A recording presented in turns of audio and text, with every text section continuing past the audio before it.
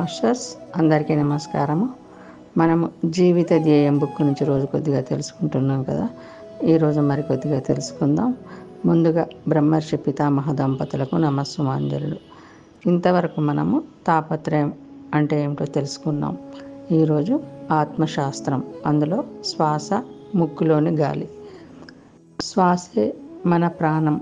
శ్వాస లేకుండా మనకు జీవం లేదు. శ్వాస శక్తి అన్నిటికన్నా మహత్తర శక్తి. ప్రతి ఒక్కరికి ఈ శక్తి అవసరం. వృక్షాలకు, జంతువులకు, పక్షులకు, చివరకు నీటికి సైతం ఈ శక్తి అవసరమన్న సంగతి చాలా కొద్దిమంది శాస్త్రవేత్తలకు మాత్రమే తెలుసు. అలాగే మానవులకు తప్పనిసరిగా కావలసిన శక్తి ఈ శ్వాస శక్తి. అయితే ఆ విషయాన్ని తెలుసుకోవడం ఎలా?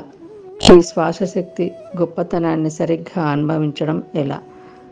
శ్వాసశక్తికి ఉన్న అత్యున్నత సామర్థ్యాన్ని అనుభవించే మార్గం ఆ శక్తిపాతంతో కూడి ఉండటమే. అంటే ఆ శ్వాసధారతో సహజీవనం చేయడమే సుమా. ఈరోజు మరొకటి తెలుసుకుందాం. శ్వాస, సహజ శ్వాసక్రియ. శ్వాసశక్తిని గురించి తెలుసుకోవాలంటే మనము శ్వాసతో కూడి ఉండాలి. అయితే శ్వాసతో ఉండడం ఎలా అంటే ఇదిగో ఆ పద్ధతిని పరికించి చూడండి. బరువుగా కానీ భారంగా కానీ శ్వాసను తీసుకోరాదు. మామూలుగా తనకు తానుగా జరుగుతున్న శ్వాస ప్రక్రియను యథాతథంగా జరగనియ్యాలి. స్వయంగా జరుగుతూ సాధారణ శ్వాసక్రియనే గమనించాలి.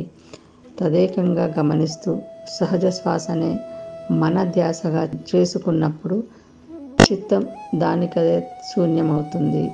చిత్తంలోని శూన్య ప్రదేశం పుష్కలంగా అంతటా ఉన్న విశ్వశక్తిని ఆకర్షిస్తుంది. క్రమక్రమంగా దివ్యచక్షు ఉత్తేజితమై జీవాత్మను గణనీయంగా బలోపేతం చేస్తుంది. ఓకే మాస్టర్స్, ఈరోజు ఇంతటితో ముగిద్దాం. తిరిగి రేపు మరికొద్దిగా తెలుసుకుందాం. అందరికీ ధన్యవాదాలు.